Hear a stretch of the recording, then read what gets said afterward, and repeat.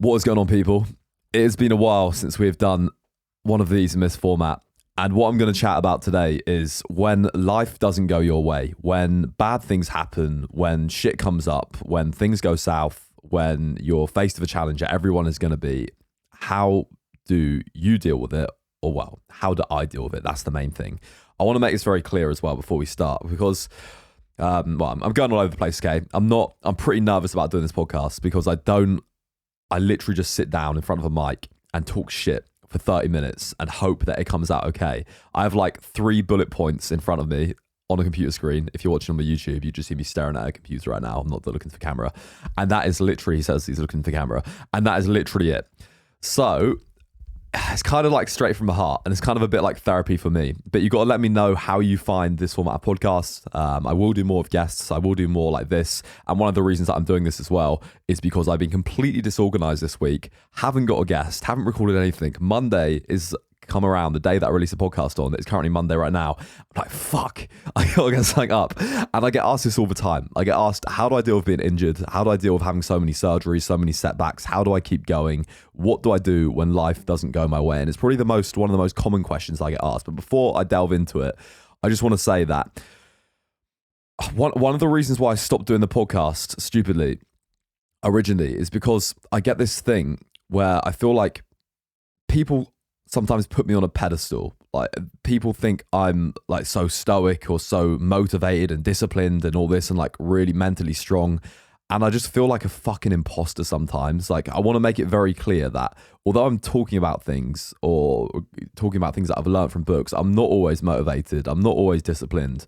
I'm not always mentally strong. Like, I just want to make that very clear to people, because I don't want to portray something that I'm not. I'm not some like stoic, super disciplined person that's got his shit together and is fucking killing it all the time. So I want to make that very clear before I speak about this. This is purely things that I've learned on the way that I think of things. And if I'm like all preachy, I don't want to sound all preachy and self-righteous. I don't want to be like, oh yeah, I'm doing this, you should do what I do to better your life. This is literally just me talking shit about some things that I've learned along the way. Kind of like therapy to myself. It's therapy for someone that doesn't get therapy. Like, this is my therapy. I just talk to myself, listen to my voice in some headphones, and some people listen into it and get value to it. But yeah, drop me an Instagram message if you like this one, if you like this format. I will keep getting guests. I will keep getting guests on, like I said, because I do really enjoy those. I want to get some, like, give me suggestions for guests as well. At Mo Samuels on Instagram.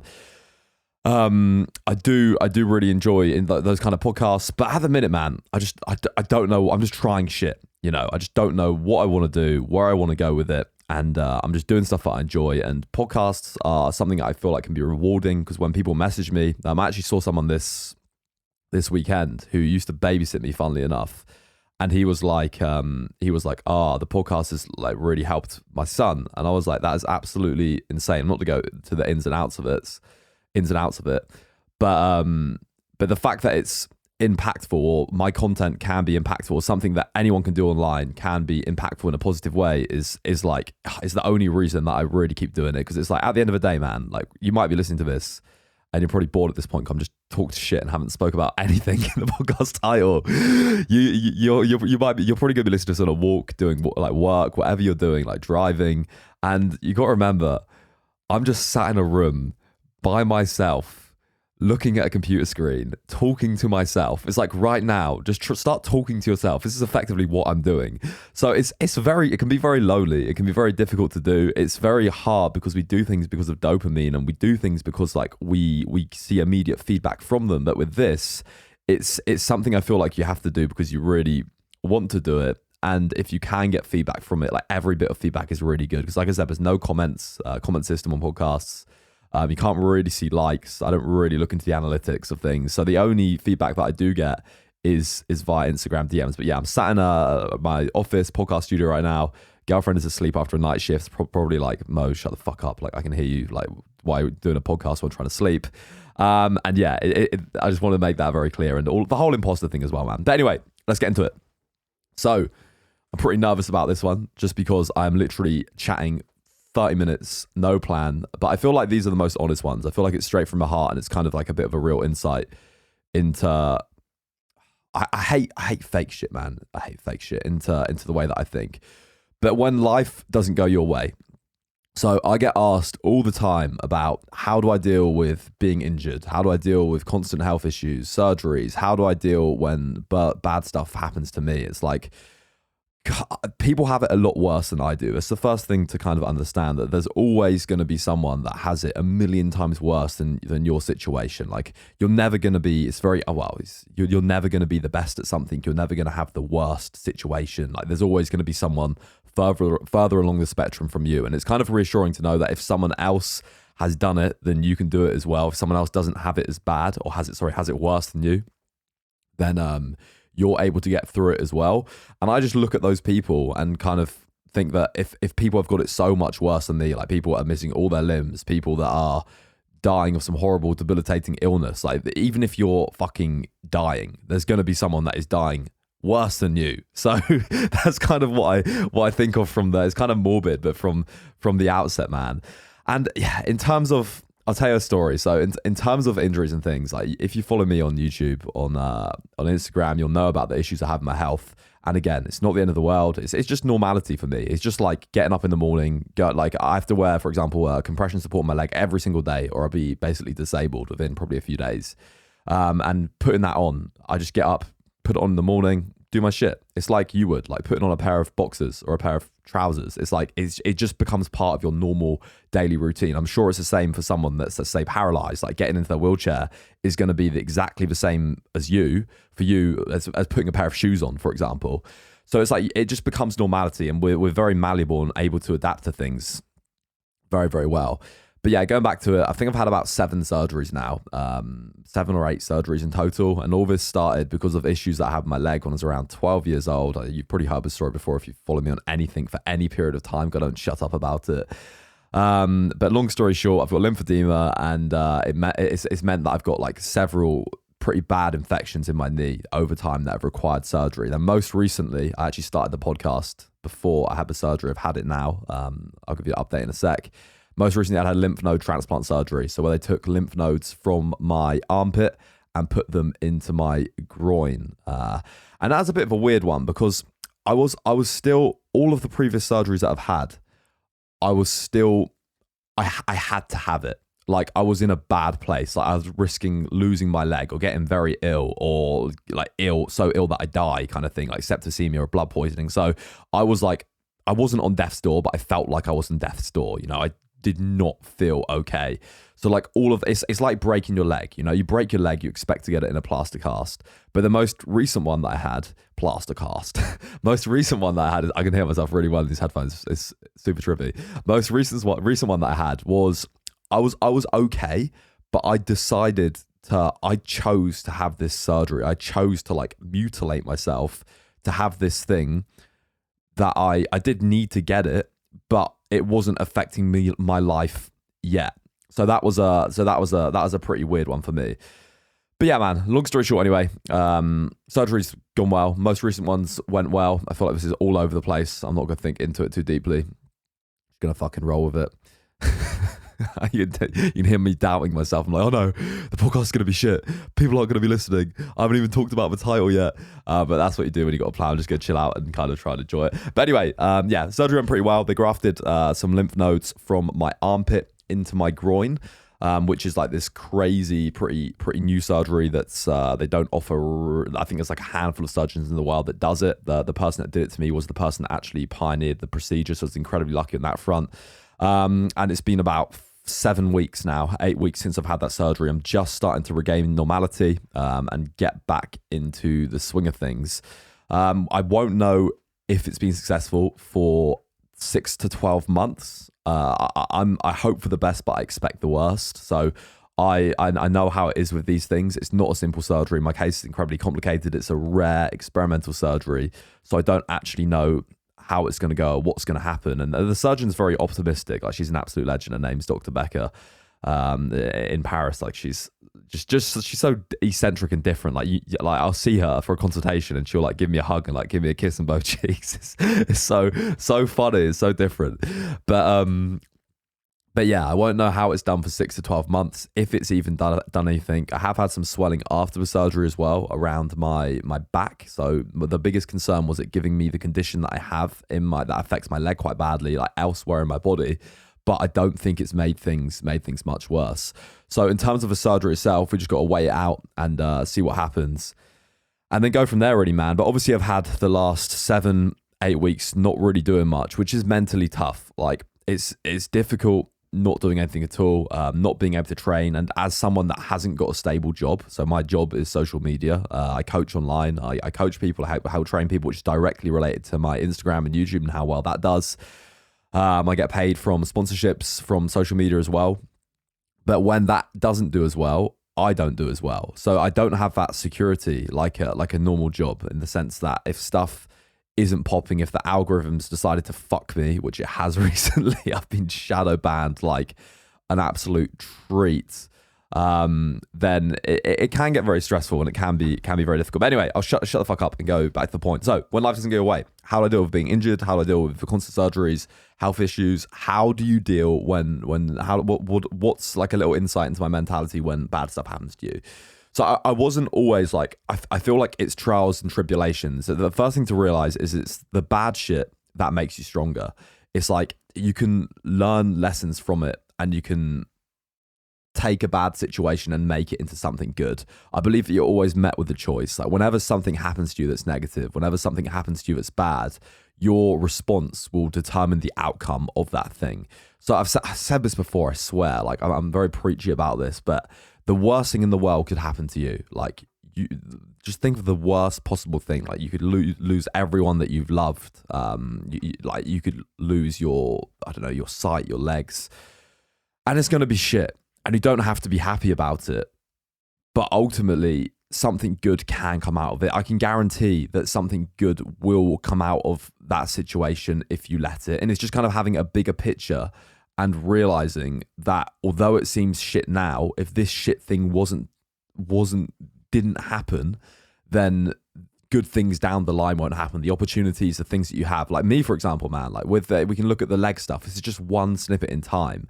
Like all the issues that I've had with my leg have 100% made me the person I am today, in terms of confidence, in terms of what I'm doing, in terms of motivation, in terms of drive, in terms of social media. Like if I didn't have leg problems, I would not have a social media account. I probably work a very normal, mundane job. I probably wouldn't be so driven to do well. I probably wouldn't I would not be sat here at all. So it's like that bad thing, that thing that has shaped my entirety of my life, has ultimately ended up being something good. And the fact that you're listening to my podcast right now might be a good thing or might be a bad thing, but that has only happened because of the issues that I've had with my leg, that seemingly when I got them was the end of the world. Like I remember being diagnosed with the condition that I had and told there's nothing you can do when I think I was about 10 years old. I just fucking cried, man. Like I just cried my eyes out. Like I felt like every dream that I'd ever had been shattered. Like there were several things that I wanted to do when I was younger. Obviously when you're a kid, you want to do a load of different things, but the three main things that I was always interested in were, number one is the military. Number two, I wouldn't be able to pass a medical, absolutely no way. So that was out of the question. Number two was medicine. I was really interested in medicine. I wouldn't be able to do the long hours on my feet because of the condition of my leg. So that was out of the question as well. And then the third thing that I wanted to do, that I thought I could do, but then it turned out I couldn't do it, was working on film and like basically filming like underwater David Attenborough, Blue Planet type stuff. So I went down that path because that was the only thing that I kind of had left to do that I enjoyed, that I found interest in. So my plan was to go to university, study marine biology, and then when I was studying marine biology, on my time off, what I would do is I would do film work. So I'd go up to London, I'd work on big films. I've worked on The Mummy with Tom Cruise in. I've done The Crown, which is like a couple of Netflix series. I've done a bit of Aquaman as well, which is pretty cool, Aquaman 2. I've done lots of different things when I was at uni in the time off. So I'd work really hard throughout the semester. Is that what you call it? Through the semester, and then in the holidays I would go and work in London and get experience on film, and then as well as that I'd do commercial scallop diving. So I was doing all these things with this like one goal of going into underwater cinematography or underwater filmmaking.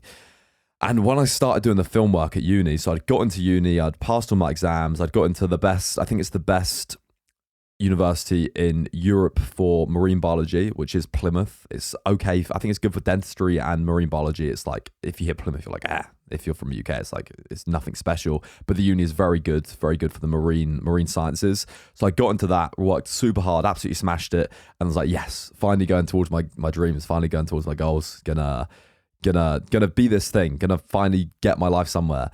And I remember the first big film job that I did. It was actually a series by Kurt Sutter, who did Sons of Anarchy, called The Bastard Executioner. My friend, I managed to get involved in it. My friend got me involved, and I begged him. And in the summer holidays after, I think it's my first year at uni, I finally managed to get my first film job. Went to the film set. It was crazy. I drove up to, it was like somewhere in Cardiff, like a big film studio. So I can't remember the name. It was like Dragon Studios or something. I don't know. Something cliche in Welsh. And went up there, really excited for my first day on like a proper film set. Like the smell of the sets and like it's just massive, man. I just can't begin to explain it, like how big a film set is, where they've just built like some crazy mountainside or some crazy cave system or something. It's like absolutely nuts. Did a day's work, really, really, really, really hard, like a long 12, 14-hour day, which is a normal day of film. Got back to go to bed, and my leg was just absolutely fucked. Like, it had, because of the condition that I have in my leg, it swells up, and it has swollen up so much I could barely get my shoe on, my shoe on or off. My sock was like cutting into my leg. It was just like a tree trunk, and that's from one day's work. And again, looked at my leg, had a little mental breakdown, a little cry. That's probably like 18 at this point, 18, 19, I don't know. So there you go. Like, you think I'm just all stug about things. Whenever I'm not on Instagram, I'm just like cry about everything. Nah, I'm normally all right. Like, I'm not really a crier, but yeah, that just got to me. That just fucking got to me, man. And like at that moment, I just felt like every dream that I had just been smashed to pieces, because I was like, I literally can't work in film. Like, I'm going to be disabled if I do this for a few years. And I just felt like I had no options. I felt like I had nothing left at all. And I was like, you know what? Maybe if I'm doing, because the reason I wanted to do the underwater cinematography stuff, the diving stuff, was because the only thing that's good for my leg is being in the sea or the water or diving. Because I've spent a lot of time like surfing and swimming as a child, which has like kept the condition like really, really well managed. And I was like, yeah, okay, like if we can just get through a few years of this without getting completely handicapped, then we can go find a way into diving, and then we'll just take it as it comes. So I kept going, kept doing it, kept moving forwards, and then I also got some jobs doing commercial scallop diving as well. So I was like, okay, I've always got that option there as well. Just basically kept trying things to give me more and more options and more possible like paths I could go down, and then just kind of went along with it. Obviously, it wasn't good for my health. It wasn't great, and I accepted that I wouldn't be able to work on film properly. But I just kept kind of going through the motions and just doing something, not nothing. I think that's a massive one to take away for a lot of people, myself included as well. It's like it's very easy just to quit and just to think what you're doing isn't doing anything, and just to think what you're doing is shit. But you never know how close you are to succeeding, to success. There's a really good quote from Chris Williamson. I can't remember it, but it's like the image of the gold miner. You know, you might have seen like the picture going around social media where there's two guys digging for gold, and one guy's like a few inches away from striking gold, and the other guy is also a few inches away from striking gold, but one of them turns around and doesn't get anything. The other guy breaks through and gets all the gold, and he's already dug all this way, but he didn't know how close he was to succeeding. All he had to do was keep going. So I feel like just going through the motions and continuing regardless is a really, really big one. So I did that, kept on doing the film work, albeit like very difficultly, and going to uni. And then at the same time, I started to make the stuff on YouTube and the videos that I was doing and the bits on YouTube, and started to get a sponsorship, and like started to actually gain some followers online. And that's kind of what propelled me into doing social media. And I only did that, this is the whole purpose of this whole story. And I only did that because of my leg. Like, the only reason I started to make YouTube videos like I have been, and started to post on Instagram and started to share my journey, is because at about 18 years old, I got an infection in my knee that hospitalized me, and I was down to like 60 kilograms. So I'm 92 kilograms at the minute. I think it's about 60 kilograms, just over 60 kilograms. So I lost 30. I didn't lose 30 kilos of body weight. I was 30 kilos lighter then than I am now. And I was in a very bad way, man. Like I was losing all muscle, atrophy to fuck, wasn't really eating properly, couldn't walk, couldn't leave bed. And then I started documenting the journey coming back from that. And that's what threw me down this whole path of social media and doing the shit that I'm doing right now. And it's like, at the time when I was told that I was going to hospital and I needed surgery, having never had surgery, having like a fear or a phobia of hospitals, it was like someone telling me that I was going to die. Like, I was literally convinced that I was going to die. Like, I used to be a massive hypochondriac as well, like scared of like dying. And I used to, again, wake up in the night crying when I was like 4 or 5 years old because I thought I was like dying of cancer. I had some horrible disease that was gonna like slowly killing me. So I used to be like a massive hypochondriac. But that thing, the worst day of my life at that point, when I was told I have to have surgery and I have this infection, they don't know what it is, and like they don't know how long I'm gonna be in hospital for. Like, all of this came out of that thing, you know. All of that came out of me training, like me placing first in a physique show, me meeting all the people that I'm friends with now. Like, everything set that ball into motion and set me on that path. And it's like, I wish I could have told myself that, like my old self, that it's that horrible thing that has given you some of the best memories of your life, has given you some of the best opportunities, has put you where you are now and like put you on this completely different path. It is that one thing that has done that. But obviously I didn't know. And it's like, why I wanted to make this podcast was it's only through going through those trials and tribulations that you actually learn that is the case. And it's only experience and pain and suffering that can teach that, if that makes sense. So this is the most long drawn out way of answering this question, man. I could literally, like, I'm doing a whole podcast on what to do when life doesn't go your way, or what do I do? So that's the first thing, like just realizing that the shit that you go through, the bad things that happen along the way, like there's always going to be bad things. Like, no one lives a perfect life without any kind of mental or physical battles, but it's that shit that puts you on a path. And the path that you go on there's probably going to be a lot of good in it, man. There's going to be bad, there's going to be good as well. And these seemingly minute, minuscule events are what shape the outcome of your life for the better if you let it. And that's the most important thing. It's like, if you let it. I could have just rolled over and fucking died. Like, when I got ill, like really, really ill when I was like 18, like I said, I could have just lay in bed all day, playing video games, smoking weed. And yes, I've done that in my life. But I could have just done that and not gone to the gym, not trained, like not done anything, not used it as motivation. This is where I'm met with a choice. It's like, the choice is either to roll over and die and let the negative situation win, or kind of take control of your destiny and fate and turn it into something great. It's like, you're met with those two options, a crossroad at every fucking step of the way. And it's like, yeah, I could have just done nothing. I could have just laid there. But no, instead I was watching people in YouTube in hospital. I used to watch a guy called Sean Thompson TV before he lost his shit. I think he took loads of magic mushrooms, just like lost his shit. He was like one of Gymshark's first athletes, I think. Absolute goat. I used to watch his stuff. And he like inspired me to start making YouTube videos for all the wrong reasons, admittedly, because I used to watch his videos and be like, I used to really like his stuff, but I used to watch his videos and be like, his physique is shit. I think this is one of the reasons he quit. I was like, if I actually trained, I reckon I'd look way better than him. Then I could have all these sponsorships and like all this like social notoriety and be smashing it online. I'm gonna do this easy. So that was kind of one of the reasons that I started as well. It's not some like stoic, like, oh yeah, man, I wanted to come back and yeah, you know what I mean? So I one of the reasons that I was inspired to start doing the YouTube stuff was because of the leg, but it's also because of that kind of like egotistical thing. But bad things are gonna happen, and every time you have two choices, like you can do two things. You can either roll over and die, let the situation win, let this horrible thing win, or you can like get something good from it.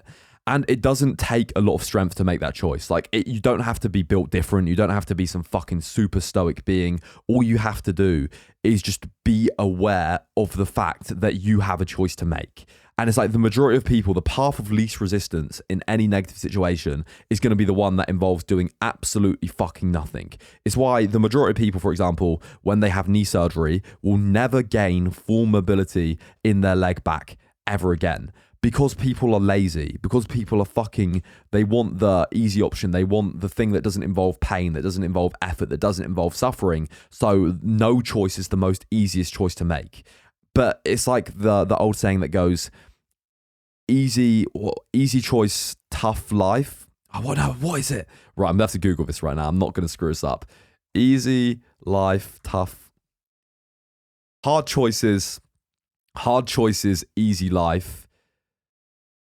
Easy choices, hard life. That's what it comes down to at the end of the day. Like making the decision to do something that isn't necessarily easy, whatever it is, for the greater good. And that's kind of the main thing, that if you take anything away from this podcast or anything away from the mentality or the things that I've learned over the last few years, it's like there's always only two choices, and they are a choice that you've always got to make. It's like, again, aversion ascension that I have tattooed on me, probably the favorite tattoo that I have. It's like you have two choices. Aversion is you can take the path of least resistance. You can do the thing that's easy in the now, the thing that's going to avoid the situation, avoid the pain, avoid the suffering, avoid the hard work, but then ultimately you're going to pay for it later. Or you can do ascension, which is do the difficult thing now, do the thing that's hard, do the thing that's painful, do the thing that requires blood, sweat and tears, and then reap the rewards of it later in time. Like every situation, like that is ultimately what it is, man.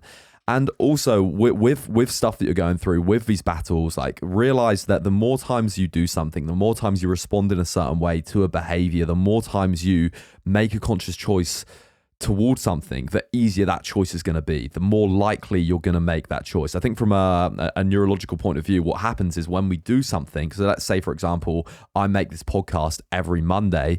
Every time I make this podcast, what happens is that I'll get more myelin going around my neurons. Myelin is like this insulative layer that wraps around your neurons. You can tell I'm reading a book about this. Myelin is this insulated layer that wraps around your neurons and basically increases the speed of the neural impulses and helps make neurological circuits and helps like reinforce these pathways.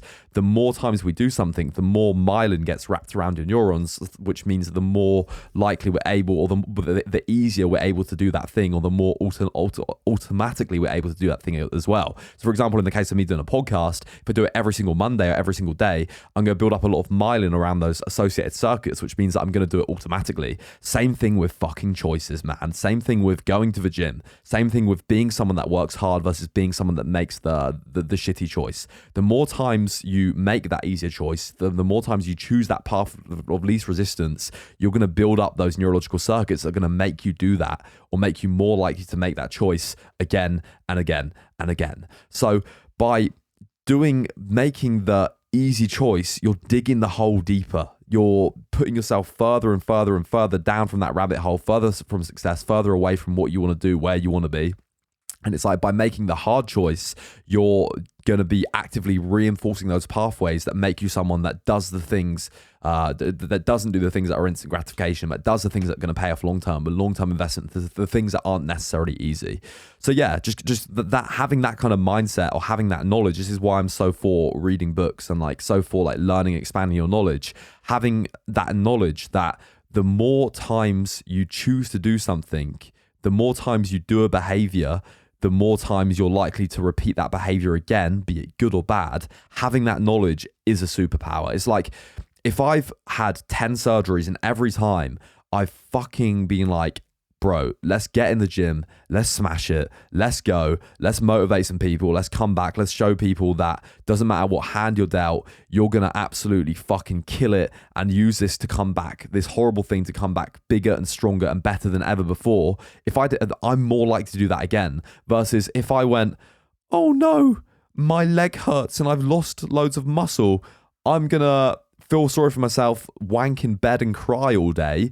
If I'd done that 10 times previously, I'm much more likely to do that again. So you're effectively creating your own self-fulfilling prophecy, be it good or bad, by the choice that you make in the now. So bro, when life doesn't go your way, when you're injured, when I'm injured, I just think like about that choice.